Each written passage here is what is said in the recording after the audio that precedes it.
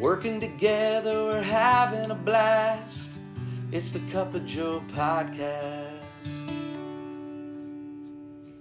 Hi, everyone. Welcome to the Cuppa Joe Podcast, platform where we're talking all things DP solutions, everything from company culture to tech trends and topics with industry leaders and community partners.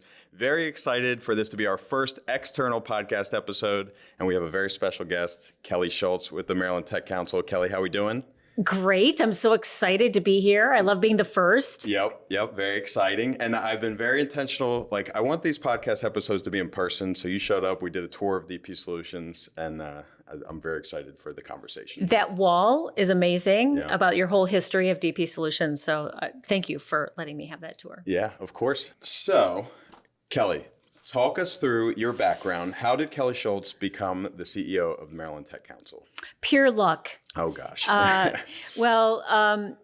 had a wonderful opportunity to work in the public sector for many years. Right. I started in the House of Delegates while I was working in cybersecurity, actually, and in a company.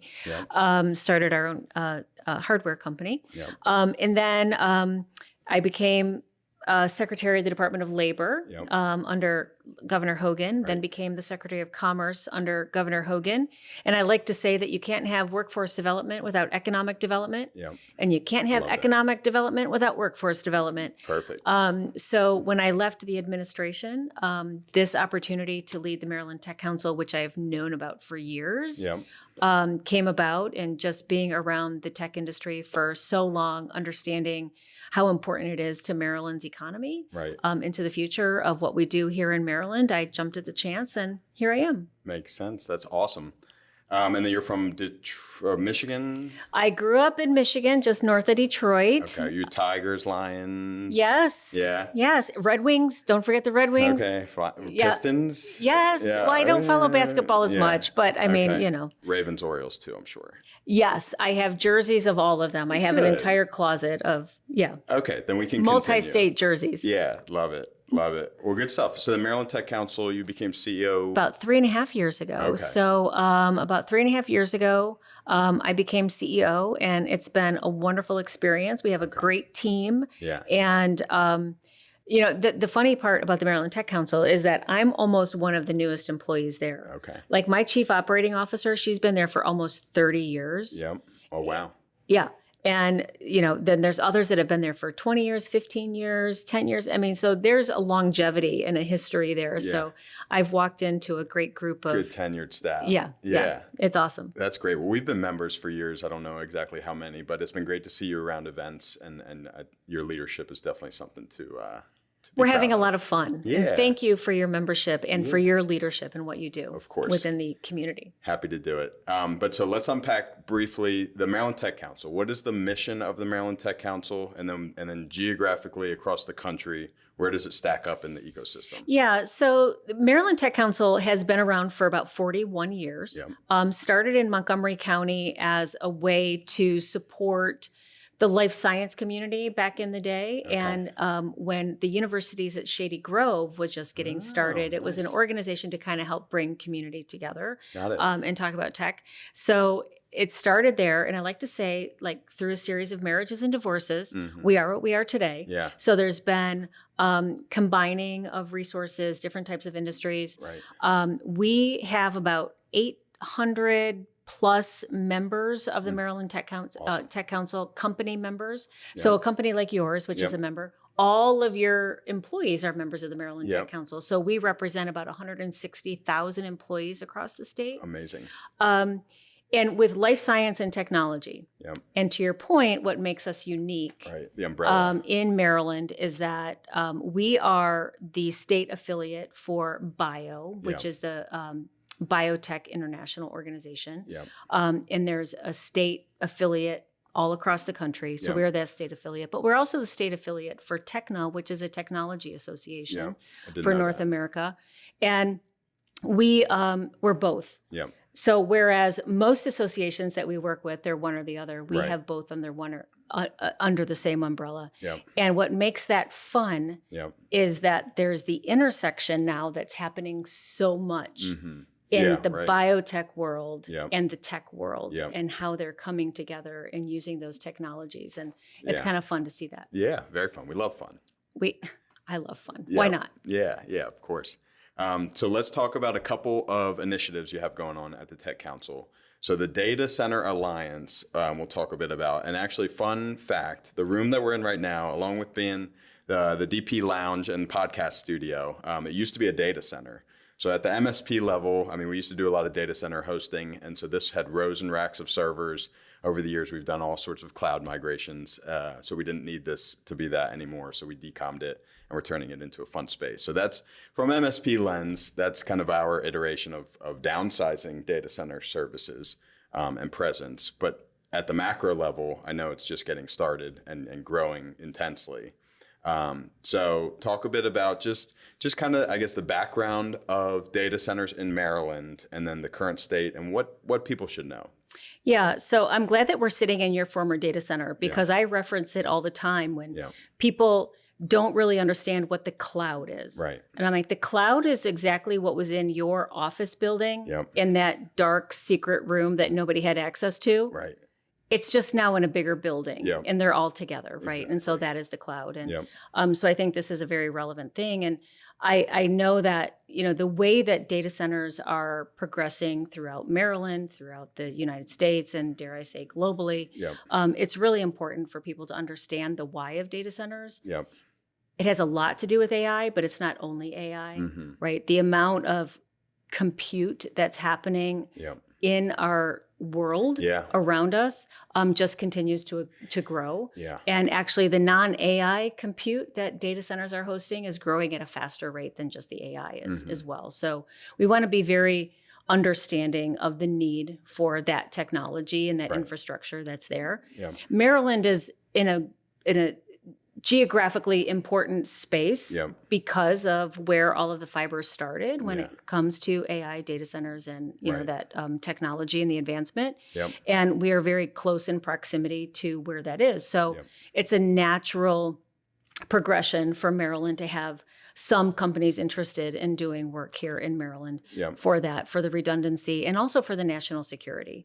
So with all of this happening in the world, it's a lot. We support, as the Maryland Tech Council, the data center industry. And it was about a year ago that the industry came and said, we want to be able to form a stronger coalition. And we want there to be a singular voice that can talk to us, talk to elected officials, talk to community, be able to educate. And so that's when the Maryland Tech Council formed the Data Center Alliance. And our mission is education. And really demystifying an industry that so many people have so many misconceptions about, and there's a lot of myths and fear. And we don't want there to be fear. We want people to know that technology is a safe place to be, and innovation is somewhere where we can work collectively as multiple parts of this ecosystem to make sure that it's done in the best interest of everyone that's around. Love that. I mean, because with like the AI boom, there's been a lot more headlines about data centers and what's happening. So it's very important for advocacy. And then, like you said, make sure that it's done in the best interest of everybody involved. And it can be, right? I mean, and working with elected officials, regulators, community members, parents, schools, industry, right? Having everybody just sit at the table and talk about, the world of possibility and how to make things done in a way where it's comfortable and it's not a mystery is really important. It makes sense. Awesome. So then we'll pivot then to another tech initiative you have going on. So the Rural Tech Network. So in Maryland, we're in the Columbia area, very well centrally located, but these not as focused on areas of the state. What are you guys doing there? So when I came to the Tech Council, like I said, 3.5 years ago, I found it really important to say, if we are the Maryland Tech Council, then we should really be representative of the entire state of Maryland. And there are rural parts of the state that don't get as much attention. So through the work with some of our federal partners, we got some funding to start what we call the Rural Tech Network. And so it's a network of individuals, industries, and resources, assets, interested parties in Western Maryland, which is the furthest western Washington County, Allegheny County, and Garrett County. Right. And then on the Eastern Shore. Yep. So it's the whole Eastern Shore. And it's so much fun because it's highlighting different types of tech, like drone tech. Yeah, right. Which is relevant to the biosciences and agriculture 100%. and what's going on in those areas. That is so cool. Yeah. And agritech and aquatech. Yeah, and that's awesome. There's even proximity to, especially when you get into Western Maryland, the proximities to some of the areas in West Virginia, in Pennsylvania that have a lot of tech assets available to them as well. And so there are these clusters of these really cool educational opportunities to bring these networks together, to provide them the access to themselves because they may not know that each other are there, but also get access to the rest of the state that may have a larger cluster. Yeah. So we're working on that. We're in our second full year of that. Yeah. It's been interesting to see people. Tech at the Gap, right? Tech at the Gap. It was started about 10 years ago at Rocky Gap in the mountains of Allegheny County. Oh, you got to go. Yeah, eventually. It's a great little place. 10 years it's been going Great on? little resort right there. Nice little lake and love it. Hiking up there. Yep. But they started it to do that, to give the people in that community an understanding of, hey, you're not alone out here. Yeah. We have companies that are out here, and it's sold out every year. So it's so much fun. Awesome. Yeah. Awesome. Well, good stuff. I love how under the Maryland Tech Council umbrella, the biosciences and the tech, it's like it truly is an ecosystem that you're forming here. It really is. And I think that, it's a lot of work to handle both sides of the life science and the technology. It takes a lot of maintenance to make sure that we're not missing anything from either of those industry sectors. Right. But especially now where you see the biotech industry really delving into AI and how that is helpful to patients, right? Our end users of what we talk about, like the human side of our life science community, where they can get research and development done quicker, faster, safer for the purpose of bringing treatments, therapies, solutions to the humans who need those solutions. Yeah. And so it's inspiring to watch those connections being made. Yeah. Love it. So then with DP Solutions being an MSP and part of the ecosystem, talk about like some of the hubs and the events, the road shows. I know you guys have a lot going on the calendar. I get a lot of the monthly newsletters of what's going on, how to get involved. Sorry about that. No, we it's all might good. fill your inbox, but we have probably 60 events a year. Yeah. We have about 6 events, which are our signature events. We call them the Super Bowls of our industries, right? So we have the Bio Super Bowl, we have the Tech Super Bowl, we have the Data Center Super Bowl, and we have awards ceremonies.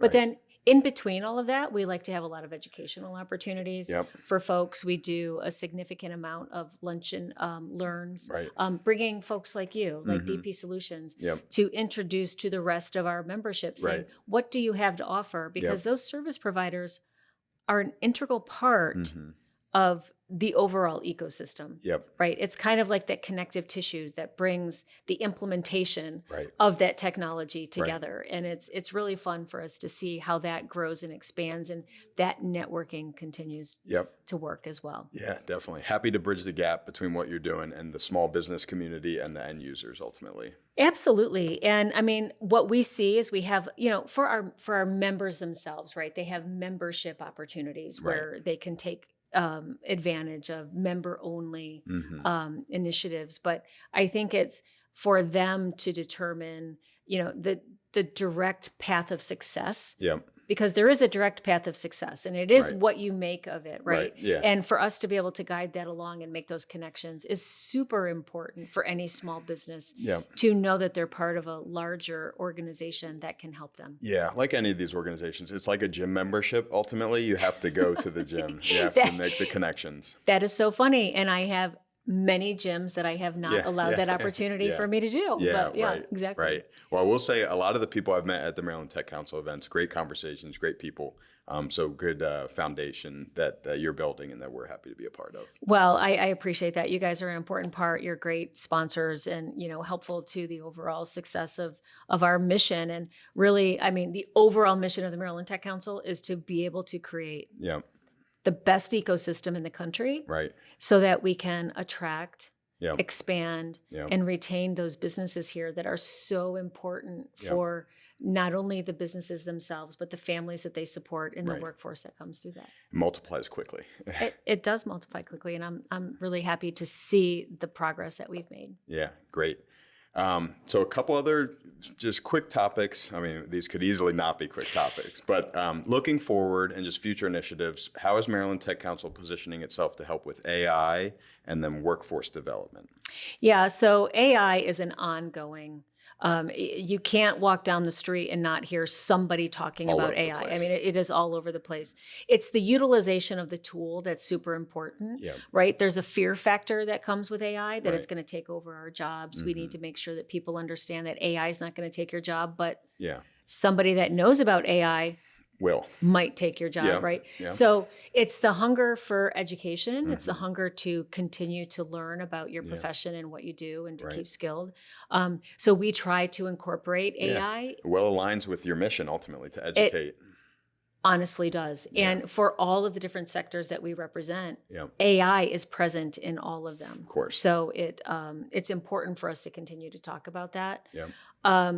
So I think that is moving forward. Workforce development is something that we take very seriously. We started a program almost 2 years ago called BioHub Maryland, and we are doing entry-level training for biomanufacturing. Where's that hosted? It's our laboratory is in Rockville. Okay. So it's kind of in the center where some of the larger life science companies are. Yeah, got it. And so we take that very seriously and work very closely to be able to make sure that workforce opportunity is there based on studies that we've done. But we also partner with a lot of organizations, community colleges. Specifically, our Chesapeake Regional Chapter is very active with the Anne Arundel Community College, and wanting to make sure that they have all of the tools and the resources for cyber training and other types of digital training and AI training on the tech side. So that's there. Coming from the Department of Labor, I'm very prone to want to promote apprenticeships. Right. Yeah. Of course. And so apprenticeships have been a big part of my background and being able to start the first cybersecurity apprenticeship program in the country was started here in Maryland. I didn't know that. At UMBC Training Center. So I was happy to be a part of that. So workforce development is Maryland's number one asset. Right. Maryland has a lot of assets. We have more PhDs per capita in Maryland than any other state. Love that stat. We have wonderful K through 12. We have wonderful community colleges. We have wonderful four-year universities and independent colleges.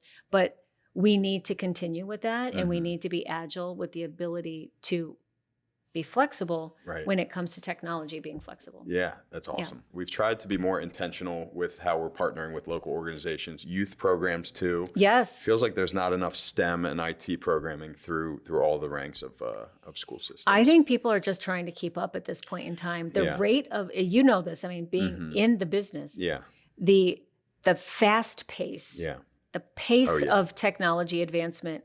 How do you keep, am I allowed to ask questions of you? Like, how do you keep your staff educated on the new technologies that are out there? That's what everybody is facing. Yeah, it's an ongoing thing for sure. I mean, we've started, it's got to be part of the culture, like a lifelong learning culture. So we've started our own thing called DP University. So we've got all of our tech trainers. That's very cool. They've graduated internally to become professors. So we're a big Microsoft shop, for example. Do they get a tweed jacket at the end of the day? Yep, we do the tassel and all that.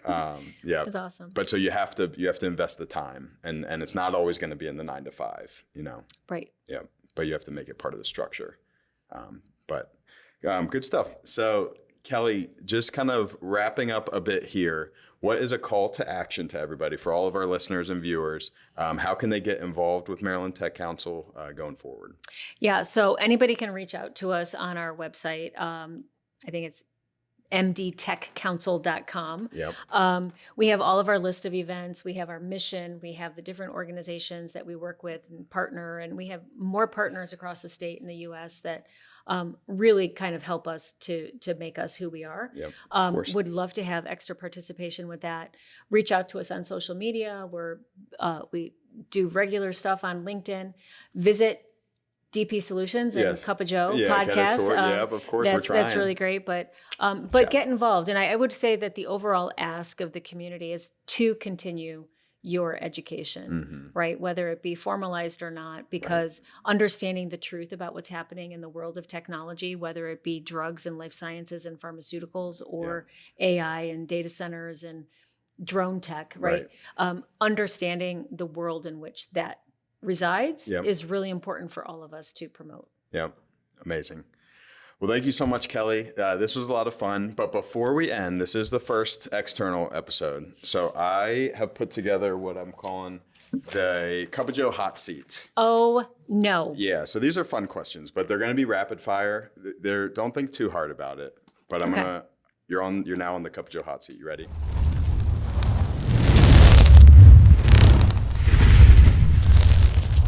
Okay, I got it. Okay. Ready. So this is the coffee round.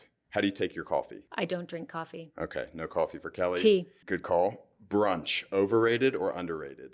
Underrated. Okay, got to get brunch in. Are you an early bird or a night owl? Early bird. Okay, same here. Tech round, iPhone or Android? Android. All right. Favorite app on your phone? I'm only going to say this because it's kind of weird. Yeah. It's a numbers game. I play a game on my phone. Sudoku? It's not Sudoku, but similar. Okay. I have to keep my brain young. I'm getting older, Joe. No, that's okay. Love it. All right. Virtual or in-person meetings? In person. Okay. Same here. All right. Now we're on to the personal round. Favorite ice cream flavor? Butter pecan. Okay. Mountains, city, or beach? Mountains. Mountains. All right. And then last question. Best MSP podcast you've ever been on? Cuppa Joe. Yay! Did I pass? We're 1 for 1. Did I pass? Cheers, everybody. Thank you so much, Kelly. We'll see you guys next time.